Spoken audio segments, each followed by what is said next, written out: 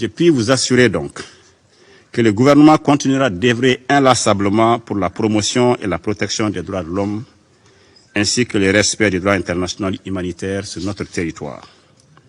Cependant, le Mali se dressera avec force et avec la même énergie contre toute utilisation de la question des droits de l'homme à des fins politiques ou de déstabilisation. Vous avez entendu tout à l'heure l'ambassadeur de France parler avec détermination concernant la situation des droits de l'homme au Mali. Je voudrais tout simplement vous dire qu'il a eu une mémoire sélective lorsqu'il a parlé spécifiquement du cas de Moura. L'ambassadeur de France se rappellera que dans le rapport de la Commission d'enquête internationale sur le Mali, plusieurs paragraphes sont consacrés aux violations des droits de l'homme sur les populations maliennes par les forces françaises. J'aurais aimé qu'il ait la même détermination à évoquer cela. Deuxièmement, j'aurais aimé que l'ambassadeur de France, s'il n'avait pas la mémoire sélective, dise à ses conseils qu'en janvier 2021, les forces françaises ont transformé une célébration de mariage en deuil national au Mali, à Bounti. J'aurais bien aimé, s'il n'avait pas la mémoire sélective, qu'ils disent à ce conseil les efforts qu'ils ont faits pour donner suite au rapport qui a été publié ou aux deux rapports qui ont été publiés, pour ne prendre que ces deux exemples. J'ai entendu autour de cette table plusieurs interpellations, y compris de mon voisin de l'Équateur. Je voudrais lui dire ceci. Le Mali a très peu de leçons, sinon pas du tout de leçons à recevoir d'un pays qui est également interpellé par rapport aux violations des droits de l'homme. La liberté d'expression, la liberté de se réunir, les persécutions contre les journalistes, les persécutions contre les procureurs et les juges sont monnaie courante dans votre pays. Donc n'ayons pas la mémoire sélective concernant les droits de l'homme. Elles sont valables pour nous tous. Donc je voudrais rassurer tout le monde, nous restons déterminés à travailler avec vous à l'amélioration de la situation des droits de l'homme, mais nous sommes opposés à la politisation et à la stigmatisation concernant cette question spécifique. Je n'ai évidemment pas l'intention de polémiquer avec le représentant du Mali. En effet, tout ce qui est excessif est insignifiant. Et ce qu'il vient de nous dire concernant mon pays était excessif et donc insignifiant. Je voudrais juste rappeler deux choses. D'abord, au début de l'année 2013, et dans mes fonctions précédentes, j'ai été associé à ces décisions à chaque étape, la France est intervenue au Mali à la demande des autorités maliennes.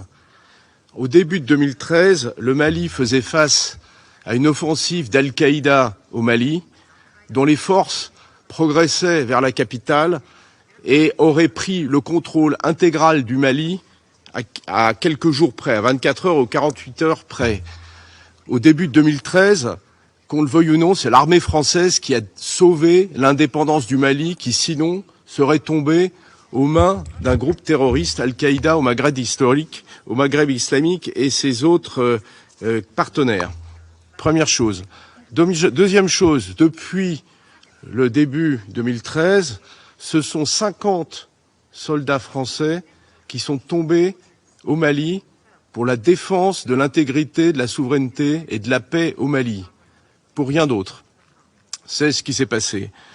Et troisièmement, s'agissant des incidents évoqués par le représentant du Mali, tout cela est parfaitement inexact, à commencer par les accusations relatives au mariage qui s'était déroulé dans le village de Bounti. J'ai eu moi-même l'occasion de rencontrer le secrétaire général des Nations Unies et de lui diffuser les images enregistrées à ce moment-là pour expliquer ce qui s'était passé. Et les premières estimations et rapports des Nations Unies étaient malheureusement totalement inexacts et infondés. Donc basons-nous sur des faits, aidons les Nations Unies à faire leur travail, espérons qu'elles vont pouvoir continuer à enquêter dans le domaine des droits de l'homme, attendons patiemment que le rapport de Moura sorte. Il y a eu 300 morts en mars 2022 à Moura, on attend toujours le rapport du Conseil des droits de l'homme. Et pour sa part, la France continuera à aider le Mali et la population malienne qui souffre et qui a besoin de paix et probablement de démocratie. Я благодарю представителя Франции. Je remercie le représentant de la France et je donne la parole à l'Équateur, qui a demandé la parole pour réagir également. Merci, Monsieur le Président. Ce n'est pas non plus mon intention de polémiquer avec le représentant du gouvernement malien. J'aimerais toutefois apporter quelques précisions. Je n'ai pas eu l'intention, nous n'avons pas essayé de faire la leçon au gouvernement malien s'agissant des droits humains. Les droits humains ne doivent pas être politisés. Les droits humains concernent l'ensemble de l'humanité, ils ne sont l'apanage d'aucun pays.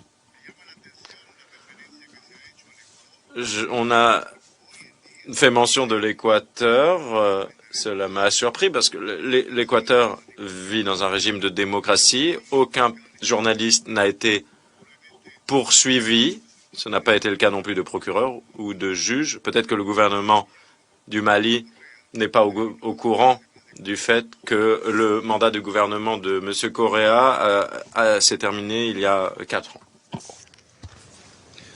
Я благодарю представителя. Je remercie le représentant de l'Équateur. Je dois relever que notre discussion prend un caractère interactif. Et je donne à présent la parole au Mali, qui a demandé la parole pour pouvoir réagir. Merci, Monsieur le Président. Non, je serai très bref. Je n'ai pas non plus de l'intention d'engager une polémique.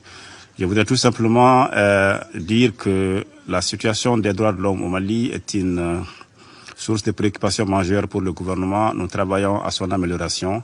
Elle est intimement liée à la situation sécuritaire du pays et c'est pourquoi d'ailleurs nous mettons l'accent sur la situation sécuritaire. Par contre, vous avez entendu l'ambassadeur de France et je m'inscris totalement en faux de ce qu'il dit concernant les différents rapports. C'est des documents qui existent. C'est des documents disponibles sur ce qui s'est passé. Donc vraiment, je le renvoie à ces documents-là. Et deux, nous avons demandé une réunion spéciale du Conseil justement pour évoquer les violations répétées de notre espace aérien et les cas d'espionnage dont nous sommes l'objet. Je pense que c'est l'occasion, si l'ambassade de France le veut bien, elle peut lever, la France peut demander, peut lever les restrictions, peut lever justement les blocages pour la tenue de cette réunion. Nous aurions l'occasion de mettre nos preuves sur la table. Donc encore une fois, notre souci majeur, c'est la sécurité du peuple malien, c'est des réformes politiques et institutionnelles, c'est ce que nous faisons. Et je reste ouvert à engager la discussion avec mon ami de l'Équateur et avec l'ambassadeur de France. Je suis sûr qu'il y a un espace pour qu'on se comprenne, mais arrêtons de politiser la question des droits de l'homme. Merci, Monsieur le Président. Я благодарю.